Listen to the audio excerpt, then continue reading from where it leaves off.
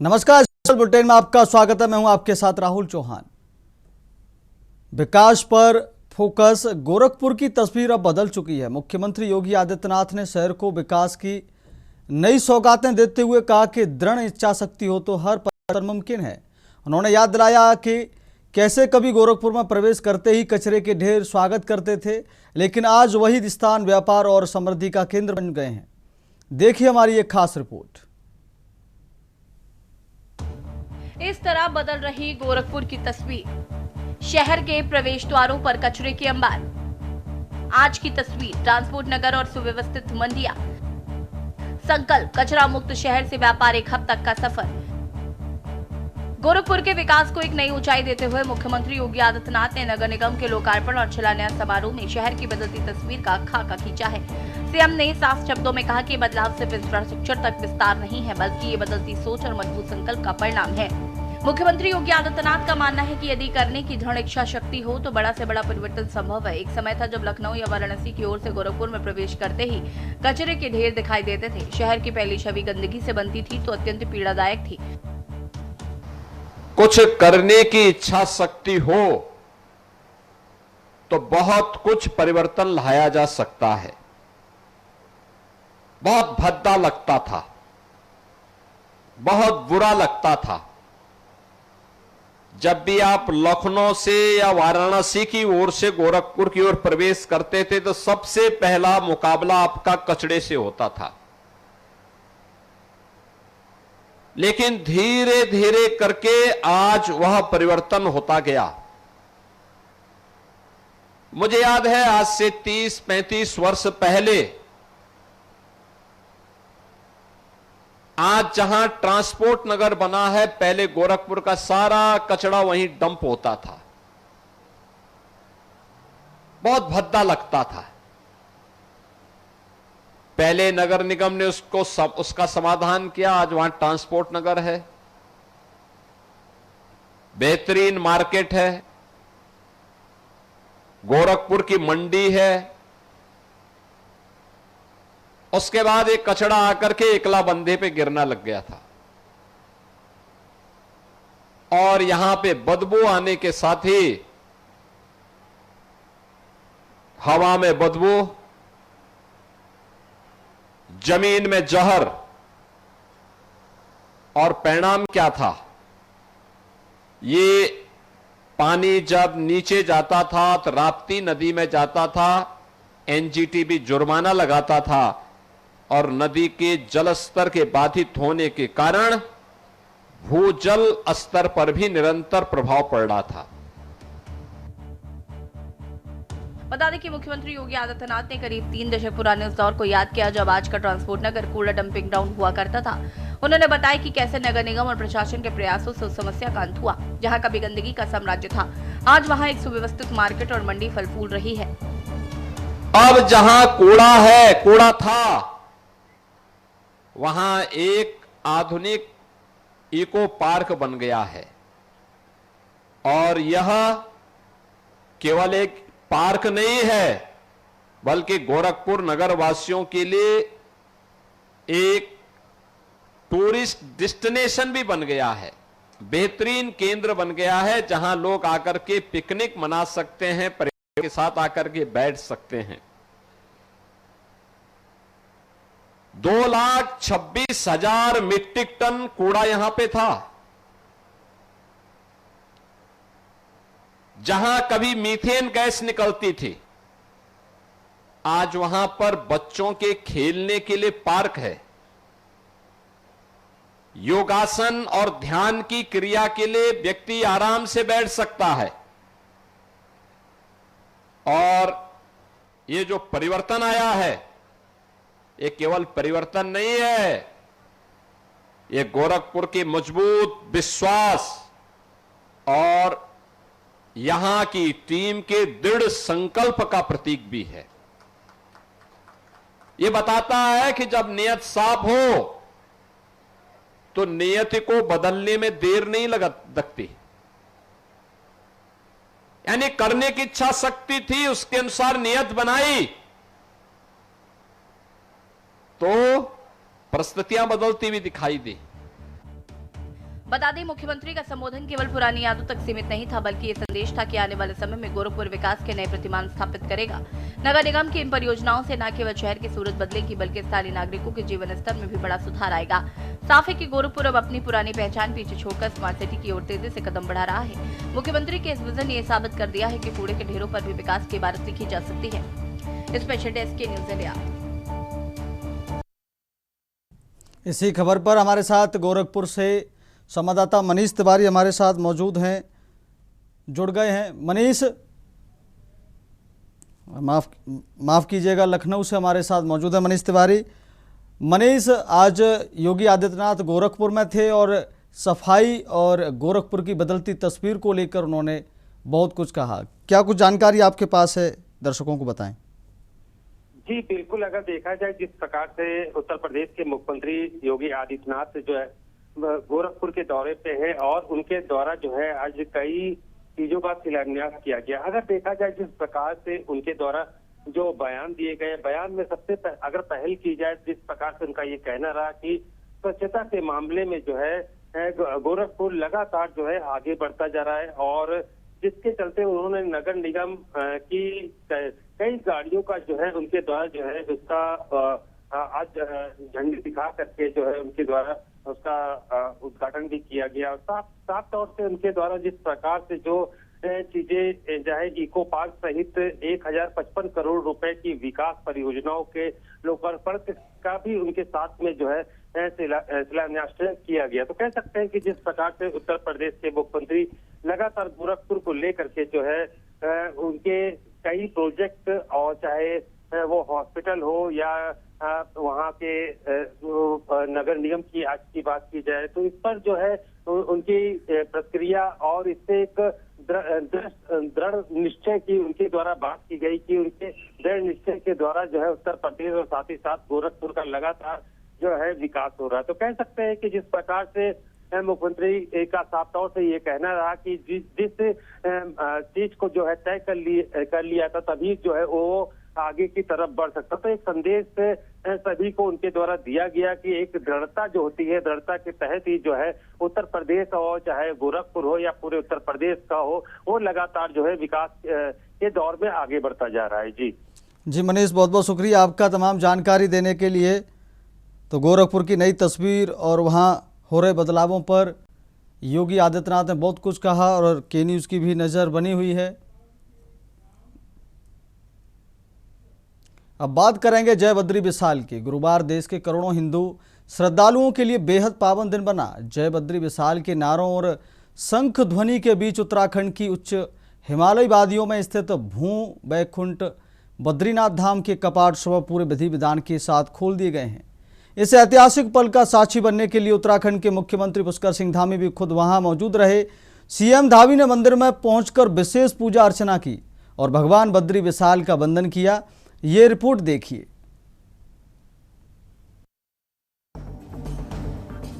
CM Dhami ने न केवल मंदिर में माथा टेका बल्कि पूरी विधि विधान के साथ भगवान श्री हरि विष्णु के स्वरूप बद्री विशाल की पूजा अर्चना की। मुख्यमंत्री ने भगवान से प्रदेशवासियों की खुशहाली और सुख समृद्धि की कामना की। परंपरा का निर्वहन करते हुए मुख्यमंत्री पुष्कर सिंह धामी ने भगवान बद्री विशाल की प्रथम पूजा देश के प्रधानमंत्री नरेंद्र मोदी के नाम से संपन्न कराई। विश्व कल्याण और भारत की प्रगति के संकल्प के साथ ये पहली महापूजा संपन्न हुई, जिसके बाद मंदिर के गर्भगृह के दर्शन आम जनता के लिए सुलभ हो गए। इस मौके पर सीएम धामी ने कहा, चार धाम यात्रा के इस महत्वपूर्ण पड़ाव पर सुरक्षा के भी कड़े इंतजाम किए गए। कपाट खुलने के साथ ही अब आने वाले महीनों तक बद्रीनाथ धाम में आस्था का सैलाब उमड़ेगा। प्रशासन ने श्रद्धालुओं की सुविधा के लिए विशेष व्यवस्थाएं की ताकि हिमालय की इन दुर्गम वादियों में भक्तों को कोई असुविधा न हो। कहने का मतलब भगवान विष्णु के 8वें वैकुंठ यानी बद्रीनाथ धाम के कपाट खुलने के साथ ही अब उत्तराखंड की चार धाम यात्रा पूरी तरह से गति पकड़ चुकी है। आस्था, विश्वास और परंपरा के संगम ने आज चमोली की इन पहाड़ियों को देवलोक में बदल दिया है। आज अब हमारे चारों ही धामों के विधिवत रूप से कपाट खुल गए हैं। आज भगवान बद्री विशाल के भी कपाट खुल गए हैं। सभी भक्तों के लिए सभी हमारे धाम तैयार हैं। सभी दर्शन के लिए आने वाले लोगों के लिए सभी व्यवस्थाएं सुव्यवस्थित रूप से करने का प्रयास किया गया है।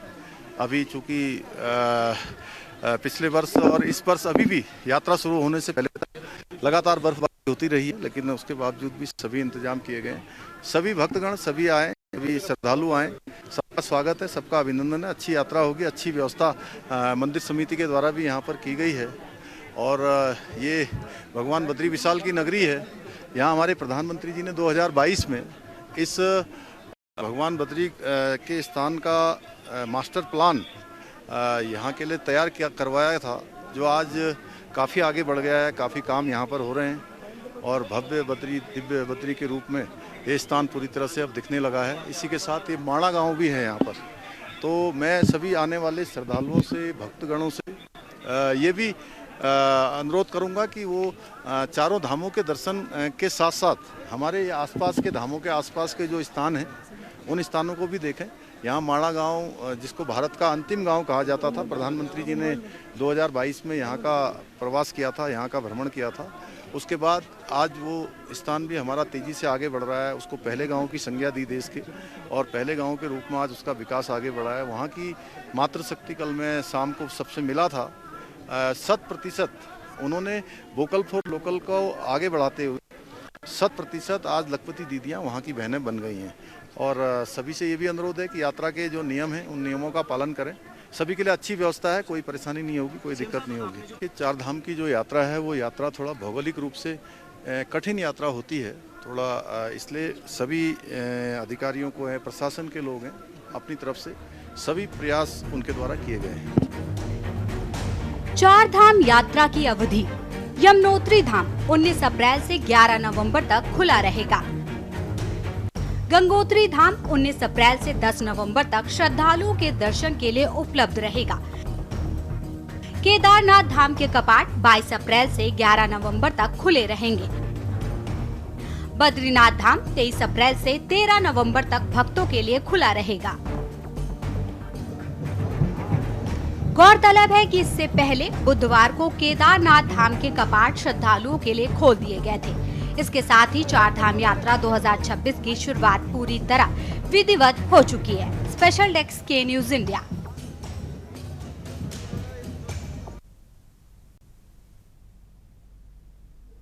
अब बढ़ते अगली बड़ी खबर की तरफ। 2027 में योगी ही सीएम का चेहरा। जी हां दर्शकों, आपने सही सुना। एक बार मैं आपको बता देता हूं, 2027 में योगी ही सीएम का चेहरा। आप सही सुन रहे हैं, खबर मैं आपको विस्तार से बताता हूं। उत्तर प्रदेश में अगले साल विधानसभा चुनाव होने हैं, जिसे लेकर अभी से ही सियासत गर्मा गई है। सपा ने पश्चिमी यूपी के दादरी से मिशन 2027 का आगाज किया तो बीजेपी ने भी अपने पत्ते खोल दिए हैं।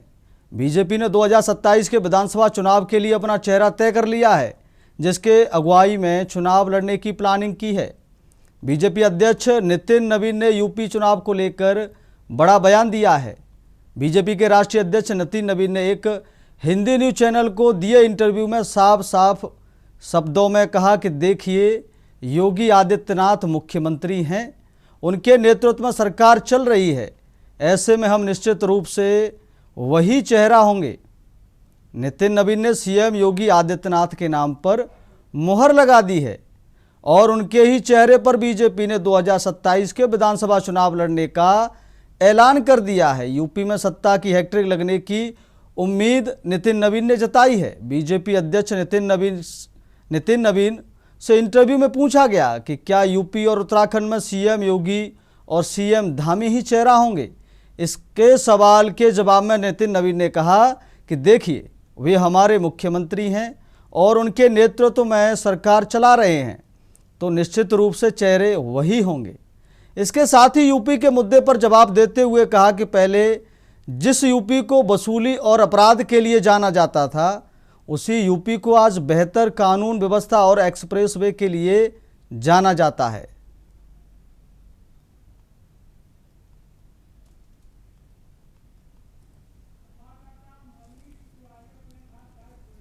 और अब इस खबर पर तमाम जानकारी के लिए लखनऊ से हमारे साथ संवाददाता मनीष तिवारी जुड़े हुए हैं।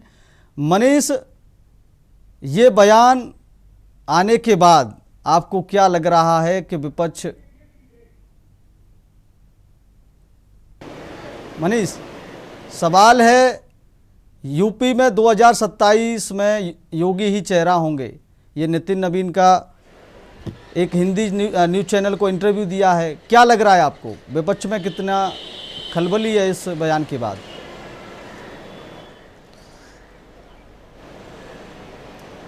जी बिल्कुल, अगर देखा जाए जिस प्रकार से अगर उत्तर प्रदेश की विधानसभा 2027 का चुनाव जैसे जैसे नज़दीक आ रहा है कि उसी प्रकार से जो है मीडिया के भी सवाल जो है लगातार सुनने को मिल रहे हैं। जिस प्रकार से मीडिया भी ये जानना चाहती है कि भारतीय जनता पार्टी उत्तर प्रदेश में आपकी बार किसके चेहरे पर जो है चुनाव लड़ना चाहेगी, क्योंकि जिस प्रकार से यहाँ पर कई गतिविधियाँ रहती हैं, कभी संगठन के यहाँ पर बैठक हो रही है या केंद्र में बैठकों का दौर देखने को मिल रहा है, तो जो एक सवाल जो मीडिया जानना चाहती है उस सवाल का जवाब जो है, जो कह सकते हैं राष्ट्रीय अध्यक्ष भारतीय जनता पार्टी के नितिन नवीन के द्वारा जो है सामने साफ तौर से उनके द्वारा साफ कर दिया गया कि 2027 का जो चुनाव जो है योगी आदित्यनाथ के चेहरे पर ही जो है चुनाव लड़ा जाएगा। और जिस प्रकार से उनका ये साफ तौर से ये कहना रहा कि दो सिस्टम से जो है वो लगातार जो है उत्तर प्रदेश को जो है आगे की तरफ बढ़ाते जा रहे हैं, लगातार जो है उत्तर प्रदेश आगे बढ़ता जा रहा है। उनका साफ तौर से यही संदेश था कि जिस प्रकार से उत्तर प्रदेश ग्रोथ कर रहा है उसी के चलते जो है योगी आदित्यनाथ का ही चेहरा रहेगा उत्तर प्रदेश के लिए। साथ साथ उन्होंने उत्तराखंड के लिए भी, वहाँ के मुख्यमंत्री धामी के लिए भी उनका साफ तौर से इसी प्रकार का संदेश रहा। तो कह सकते हैं जहां पर समाजवादी पार्टी की तरफ से अखिलेश यादव के द्वारा भी जो है चुनाव का जो है आगाज जो है पश्चिम से किया गया, उसी प्रकार से कह सकते हैं कि चेहरे के तौर पर समाजवादी पार्टी के अखिलेश यादव और भारतीय जनता पार्टी के जिस प्रकार से राष्ट्रीय अध्यक्ष का जो बयान है उस बयान के आधार पर यही माना जा रहा है कि दो चेहरे जो है आमने सामने की टक्कर में रहेंगे। जो अब तक जो सामने देखने को मिल रहा है कि जो भी टक्कर का विषय देखा जाएगा तो वो भारतीय जनता और समाजवादी पार्टी के बीच में ही होगा।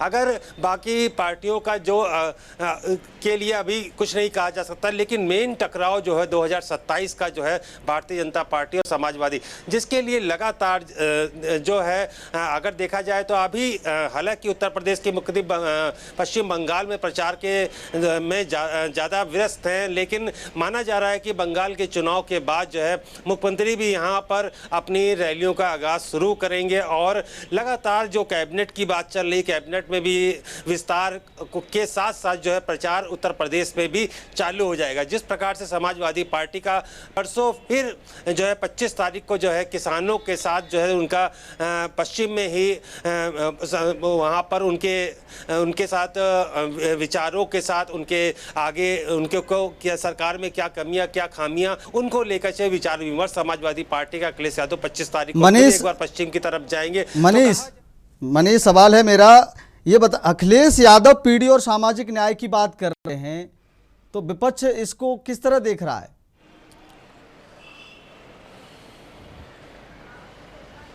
मनीष जी बिल्कुल, अगर देखा जाए जिस प्रकार से पीडीए के ही उस पे अपने स्लोगन पे जो है लगातार अखिलेश यादव जो है आगे बढ़ना चाह रहे हैं, क्योंकि जिस प्रकार से अगर देखा जाए 2024 के लोकसभा चुनाव में बहुत ही बड़ी जीत जो है समाजवादी पार्टी या कह सकते हैं अखिलेश यादव को मिली लोकसभा के चुनाव में, और उसी के मद्देनज़र जो है वो पीडीए के ही नारे पर जो है 2027 के विधानसभा में जो है उतरना चाहते हैं। वो ये साफ तौर से समझ रहे हैं कि अगर पीडीए में अगर उनको अल्पसंख्यक और बाकी के साथ अगर मायावती का जो वोट है जिस प्रकार से लोकसभा में वो उनकी पार्टी ने जो है उनके द्वारा प्राप्त कर लिया गया था, अगर 27 में भी अगर वो वोट उनको मिल जाता है तो बहुत ही आसान हो जाएगा 27 का चुनाव जीतने के लिए। इसको लेकर के हालांकि भारतीय जनता पार्टी इसी के तहत जो है अपने अगले कदम बढ़ा रही है। जिस प्रकार से अगर हम प्रदेश अध्यक्ष की बात करें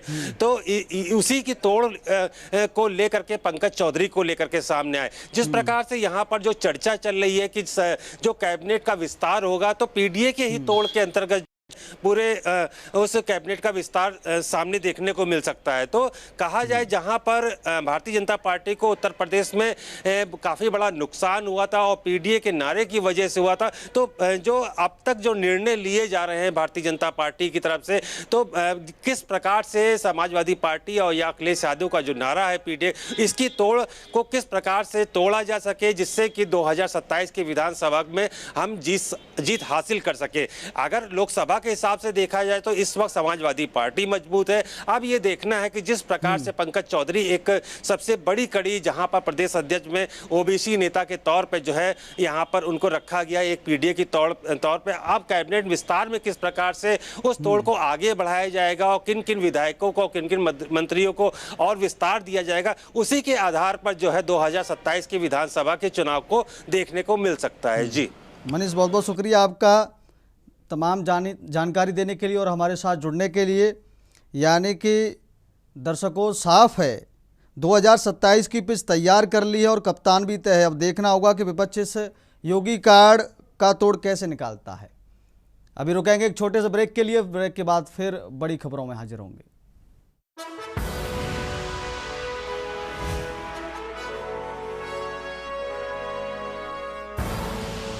आप देख रहे हैं के न्यूज, खबरों का सारथी। ब्रेक के बाद फिर आपका बहुत स्वागत है और हम बात करेंगे चरित्र पर शक, गर्दन धड़ से अलग। कोरबा से खबर है जहां राजगमार्ग थाना इलाके के गांव बुंदेली से एक दिल दहला देने वाली वारदात सामने आई है। एक शख्स ने पत्नी का सिर धड़ से अलग कर दिया और इसे हाथ में लेकर गांव में घूमने लगा। पति को पत्नी के चरित्र पर शक था और शराब के नशे में धुत होकर उसने इस घटना को बेहद भीमत्स और बेरहम तरीके से अंजाम दिया। पत्नी का सिर काटने के बाद वह इसे बोर भरकर थाने जाने वाला था, लेकिन गांव वालों ने उसे गांव में ही रोक लिया और बिठाकर रखा था। बुधवार आरोपी ने हत्या की और जब देर शाम पुलिस गांव में पहुंची तब आरोपी गांव के चौराहे पर ही बैठा हुआ था और पूरी कहानी बयां कर रहा था। आरोपी पति ने पत्नी का सिर बोरे से बाहर निकाला और पुलिस के सामने ही अपना गुनाह कबूल करते हुए कहा कि जिसका सिर मेरे हाथ में है यह मेरी पत्नी थी और इसे मैं अपनी जान से भी ज़्यादा प्यार करता था, लेकिन इसने मेरे साथ ही गलत किया, इसलिए मैंने मार दिया। पत्नी की जघन्य हत्या करने वाले आरोपी पति की पहचान सालिक राम यादव, उम्र लगभग 50 से 55 वर्ष के रूप में हुई है। वो मूलतः दीपका के समीप गांव झावर का निवासी है। आरोपी अपनी पत्नी चेतबाई और 4 बच्चों के साथ कोरबा जिले के गांव बुंदेली में रह रहा था, जहां वह जीवन प्रकाश साहू के पोल्ट्री फार्म की रखवाली का काम करता था। हैवानियत भरी इस घटना में आरोपी युवक ने पहले पत्नी का सिर धड़ से अलग किया। इसके बाद कथित तौर पर कटा हुआ सिर एक प्लास्टिक के बोरे में भरकर युवक गांव के बीच पहुंचा। यहां बोरे से पत्नी का सिर बाहर निकाला, फिर कटे हुए सिर को बालों से पकड़कर गांव में घूमने लगा, जिससे उसे देखने वाले लोग दहशत में आ गए। जानकारी के अनुसार बुधवार सुबह से ही आरोपी का अपनी पत्नी के साथ विवाद चल रहा था। पहले दोनों ने एक साथ बैठकर शराब पी, इसके बाद दोनों में विवाद बढ़ गया। सालिग्राम खुद ही कह रहा है कि वह अपनी पत्नी के चरित्र पर संदेह करता था। यह भी कह रहा है कि पत्नी को भी उसके चरित्र पर संदेह था। आरोपी ने भीमत्स तरीके से पत्नी की हत्या की है, जिसे हिरासत में लिया गया है। वह अपनी पत्नी के चरित्र पर संदेह करता था, पत्नी को भी उसके चरित्र पर संदेह था, जो इस वारदात का कारण है। आगे की वैधानिक कार्रवाई पूरी की जा रही है। आरोपी पति सालिक राम ने भागने का प्रयास नहीं किया और पुलिस के गांव में पहुंचने तक वह गांव के चौराहे पर बैठा हुआ था।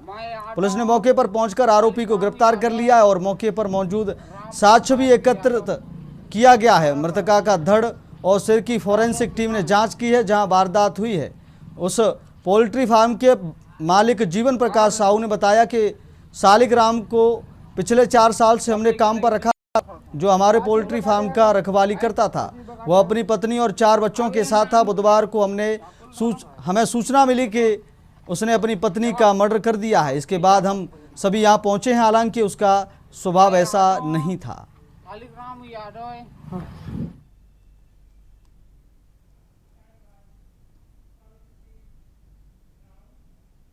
अब बात करेंगे अगली बड़ी खबर की। मुंडन से पहले मातम। लखीमपुर खीरी में गुरुवार को ट्रैक्टर ट्रॉली पलटने से 5 लोगों की मौत हो गई। हादसे में 15 लोग घायल हो गए, 19 की हालत गंभीर बनी हुई है। एक ट्रैक्टर से 2 ट्रॉलियों को बांधा गया था, इस वजह से ड्राइवर ट्रैक्टर को बैलेंस नहीं कर पाया। इसके चलते दोनों ट्रॉली सड़क किनारे खाई में जा गिरी। दोनों ट्रॉली में सवार होकर 50 से ज़्यादा लोग मुंडन कराने के लिए बहराइच के सुजौली स्थित कारीकोट देवस्थान जा रहे थे। मरने वालों समेत सभी घायल शारदा नगर थाना क्षेत्र के निवासी बताए जा रहे हैं। घटना पड़ुआ थाना क्षेत्र की है। बता दें, पड़ुआ थाना क्षेत्र के गांव सोहरिया निवासी बाल गोविंद अपने 5 साल के बेटे आदि का मुंडन कराने बहराइच जा रहे थे। उनके साथ उनके रिश्तेदार भी थे। हादसे में बाल गोविंद का परिवार सुरक्षित है। बाल गोविंद के परिवार में सभी बच्चों का मुंडन बहराइच में ही होता है, इस वजह से वह अभी मुंडन के लिए बहराइच जा रहे थे। बैलेंस बिगड़ने के बाद खाई में गिरी ट्रॉली। स्थानीय लोगों ने बताया ट्रैक्टर में 2 ट्रॉलियों को आपस में जोड़ा गया था, जिसकी वजह से ड्राइवर को बैलेंस करने में दिक्कत हो रही थी। तभी अचानक से एक गाड़ी ट्रैक्टर ट्रॉली के सामने आती है। गाड़ी को बचाने के चक्कर में ट्रैक्टर ट्रॉली खाई में गिर गई। हम लोग दौड़कर मौके पर पहुंचे। मौके पर देखा तो कई लोग ट्रॉली के नीचे दबे हुए थे, जबकि कई घायल हालत में सड़क पर बिखरे पड़े थे। सभी लोग अपने परिजनों को बचाने की कोशिश कर रहे होते हैं। हम लोगों ने तुरंत पुलिस को फ़ोन किया और रेस्क्यू में जुट गए। सूचना के करीब आधे घंटे बाद पुलिस और एम्बुलेंस मौके पर पहुंची। घायलों को अस्पताल भिजवा गया। शवों को पोस्टमार्टम के लिए भेजा गया है। प्रशासन द्वारा घायलों का इलाज कराया जा रहा है। पुलिस ने मामले की जांच शुरू कर दी है। मुंडन संस्कार में शामिल होने जा रहे एक युवक ने बताया 2 ट्रॉलियों को एक ही ट्रैक्टर में जोड़ दिया गया था। ड्राइवर का संतुलन बिगड़ने से ये हादसा हुआ। मामले में अपर पुलिस अधीक्षक पूर्वी पवन कुमार गौतम का कहना है कि करीब 1 बजे यह हादसा हुआ है। पुलिस मामले की जांच कर रही है। सभी घायलों का इलाज चल रहा है। पोस्टमार्टम के बाद शवों को परिजनों को सौंप दिया जाएगा। पुलिस मामले की जांच में जुटी हुई है।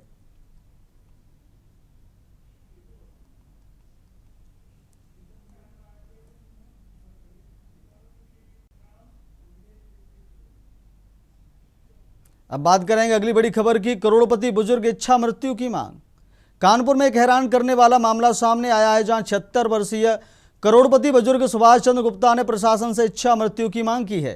बुजुर्ग का कहना है कि उनकी यह मांग बीमारी से ज़्यादा पारिवारिक प्रताड़ना से मजबूर होकर की गई है। बुजुर्ग सुभाष चंद्र गुप्ता कैंसर से पीड़ित हैं और उनका आरोप है कि उनका छोटा बेटा आशीष गुप्ता उनकी संपत्ति पर अवैध कब्जा करना चाहता है। इसके लिए वह लगातार दबाव बना रहा है और बाहरी लोगों को घर लाकर धमकाने का काम करता है। बुजुर्ग ने यह भी आरोप लगाया कि बेटे ने एक कंपनी पर भी गलत तरीके से कब्जा कर लिया है। पीड़ित का कहना है कि उन्होंने कई बार पुलिस और कमिश्नर कार्यालय में शिकायत की, लेकिन अब तक कोई एफआईआर दर्ज नहीं की गई। इससे परेशान होकर उन्होंने न्याय की गुहार लगाते हुए इच्छा मृत्यु की मांग कर दी है। मामले में पारिवारिक विवाद और भी गहराता दिख रहा है। बुजुर्ग के भाई राजकुमार गुप्ता की पत्नी पर आरोप है कि उन्होंने बहू और घर के कर्मचारी चोरी का मुकदमा दर्ज कराया है। साथ ही बुजुर्ग पर अपनी बहू के साथ अवैध संबंध जैसे गंभीर आरोप लगाए हैं, जिससे वे मानसिक रूप से बेहद आहत हैं। वहीं बुजुर्ग की बहू का कहना है कि वह दिल्ली से अपने ससुर की सेवा के लिए कानपुर आई है, लेकिन उन्हें भी झूठे आरोपों में फंसाकर दबाव बनाया जा रहा है। अब यह मामला प्रशासन और पुलिस की कार्यप्रणाली पर सवाल खड़े कर रहा है। पीड़ित बुजुर्ग ने साफ कहा है कि यदि उन्हें न्याय नहीं मिला तो वह अपनी इच्छा मृत्यु की मांग पर अड़े रहेंगे। और मैं अपने father in law mister Subhash Chandra Gupta ji के साथ, अपने बेटे के साथ यहाँ पे रहती हूँ। मेरे पति सौरभ गुप्ता दिल्ली रहते हैं, जो व्यापार करते हैं वहाँ पर, और कभी कभार उनका आना जाना होता है। क्योंकि वो कैंसर 4th स्टेज के पेशेंट हैं, हार्ट पेशेंट हैं, तो उनकी इच्छा अनुसार मैं यहाँ पर आई कि उनकी यहाँ पर केयर हो जाए। और जैसा कि सब लोग जानते हैं कि छोटे बेटे बहू से उनके अच्छे टर्म्स नहीं हैं, तो मैं यहाँ पर आई और इनकी सेवा करने में लग गई। भले ही आप कितने भी केयर टेकर रख लो, सब रख लो, लेकिन जो परिवार होता है वही आखिर में काम आता है। तो मैं उनकी सेवा करती हूँ जैसे एक बेटी करती है अपने फादर की। और मेरा बेटा भी साथ में है, नाबालिग है, लेकिन साथ में सेवा करता है। मेरे दोनों ही बच्चे यहाँ पर एडमिशन लेके पढ़ाई कर रहे हैं। बहरहाल जहाँ तक बात होती है चोरी की, तो ऐसी कंप्लेंट वो 2 बार दे चुके हैं। उनका मकसद सिर्फ इतना है कि सुभाष चंद्र गुप्ता जी अकेले हो जाए और वो लोग अपनी मनमानी कर सके, जो कि केस आज पूरा कानपुर, पूरा प्रदेश, शायद पूरा इंडिया जानता है। और मेरी उम्र 76 साल की है, जिसकी वजह से मेरी बहू जो सेवा करती बड़ी वाली अनुभूति गुप्ता, जब उस लड़की के ऊपर, मेरी बहू के ऊपर ऐसे गंदे आरोप लगेंगे तो मैं एक्स्ट्रा मील के अलावा क्या करूँगा, आप बताइए। इसके अलावा मौत के अलावा मुझे कुछ नहीं चाहिए। फिलहाल इस स्पेशल बुलेटिन मेरे साथ इतना ही। मुझे दीजिए इजाजत। देखते रहिए के न्यूज़ इंडिया। नमस्कार।